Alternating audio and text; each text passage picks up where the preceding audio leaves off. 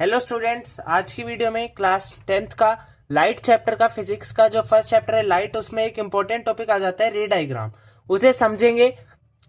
रे डायग्राम में बस एक फिगर होता है और उसमें कुछ टर्म्स होती है जिनके बेसिस पे फिगर में कुछ लेबलिंग होती है।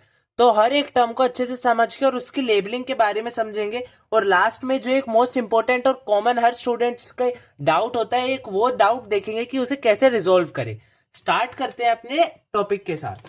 तो यहाँ पर पहले कहा है प्रिंसिपल एक्सिस। प्रिंसिपल एक्सिस क्या होती है? The line passing through the centre of the mirror. आप देख पा रहे होंगे कि एक सेंटर है मिरर का और यहां से एक लाइन जा रही है एकदम स्ट्रेट। तो यही हमारी हो जाएगी प्रिंसिपल एक्सिस। क्या दोबारा देखिए, मैं आपको अगर दिखाऊं तो ये जो हमारा सेंटर है, यहां से एक ऐसे इस तरीके से एक लाइन जा रही है, ये पूरी इस तरीके से। और यहाँ पर ये जो P लिखा है, इसे ही हम प्रिंसिपल एक्सिस बोलते हैं, क्योंकि जो स्मॉल p होता है उसको हम प्रिंसिपल एक्सिस की नाम से डिनोट करते हैं। नेक्स्ट है centre of curvature. Centre of curvature क्या होता है? सेंटर ऑफ कर्वेचर जिस लाइन से ये पास कर रही है, जो इसका सेंटर है, जैसे कि यहाँ पर ये C लिखा हुआ आपको दिख रहा होगा, ये हमारा सेंटर ऑफ कर्वेचर हो जाता है। इसको हम कैपिटल C से डिनोट कर देते हैं। नेक्स्ट है पोल। पोल क्या होता है? जो हमारे स्फेरिकल मिरर है उसका जो मिड पॉइंट होता है, क्या है? It is the mid point. ये इसमें एक की टर्म आ जाता है डेफिनेशन में, it is the mid point of the mirror. Mirror का जो मिड पॉइंट होता है। तो यहाँ पर अगर आप देख पा रहे होंगे तो जो स्फेरिकल मिरर है उसका जो मिड पॉइंट है, ये जो मैं ब्लू कलर से मार्क कर रहा हूं, ये इसका मिड पॉइंट है जो P से रिटर्न है। नेक्स्ट है focus.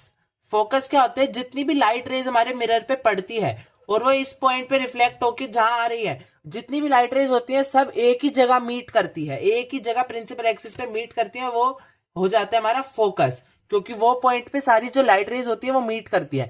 A point where all light rays meet after reflection. तो जहां पर सारी लाइट रेज मीट करती है रिफ्लेक्शन के बाद, उसे फोकस कहते हैं। फिर आती है focus length. Focal length, sorry, focal length क्या होती है? जो हमारा फोकस का पॉइंट होता है और जो पोल होता है उसके बीच में जब आप ऐसे लाइन ड्रॉ कर दोगे और उसके बीच का जो डिस्टेंस देखोगे वो फोकल लेंथ आ जाएगा।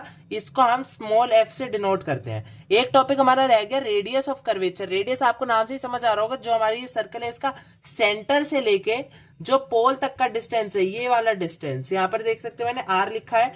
तो ये हमारा हो जाता है रेडियस ऑफ कर्वेचर। इसे हम कैपिटल R से डिनोट करते हैं। देखिए, distance between centre of curvature and pole. Pole और सेंटर ऑफ कर्वेचर के बीच का डिस्टेंस हमारा कहलाता है रेडियस ऑफ कर्वेचर।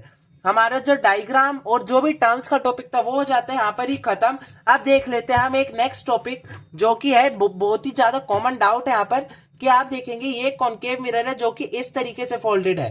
तो अगर इसमें हम अपना फोकस देखेंगे तो यहाँ पर लाइट रेज जब पड़ेंगी और वो रिफ्लेक्ट होएगी, यहाँ पर जैसे कई लाइट रेज मैंने ऊपर से ऐसे गिराई, ये इस पॉइंट पे मीट कर रही है। इधर भी एक लाइट रे डाली, वो भी ऐसे मीट कर रही है, एक और डाली, वो भी ऐसे ही मीट कर रही है। तो ये सब तो हो गया इसका फोकस, यहाँ पर हो गया इसका फोकस। पर अगर आप ये वाला मिरर देखेंगे तो यहाँ पर जो शाइनिंग सरफेस है वो है इस साइड। अगर इधर मैं लाइट रे डाली तो ये डिफ्लेक्ट हो जाएगी। इस साइड डालूंगा तो यहाँ से भी डिफ्लेक्ट हो जाएगी, अगर ऐसे डाला तो ऐसे डिफ्लेक्ट हो जाएगी। सब जगह से कहीं पे भी मैं डालू लाइट रे और डिफ्लेक्ट होगी। तो आप सोचेंगे इसका फोकस कैसे बनेगा अंदर की साइड?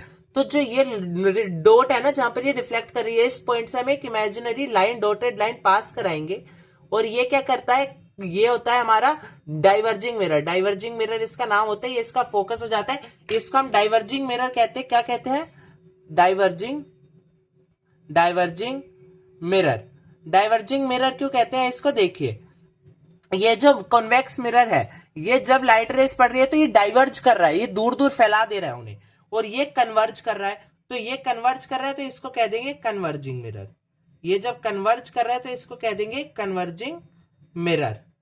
तो यहाँ पर ये हमारा डाउट खत्म हो जाता है। और एक और चीज इसमें जो होती है, अगर मैं आपने रियल इमेज और वर्चुअल इमेज के बीच का जो डिफरेंस होता है वो आपने पढ़ा ही होगा। उसमें एक टॉपिक होता है कि रियल इमेज जो होती है वो एक्चुअली मीट करती है, मतलब वो सच में मीट करती है। और जो वर्चुअल इमेज में होते हैं उसमें light rays appears to meet होते हैं, मतलब दिखावा करती हैं।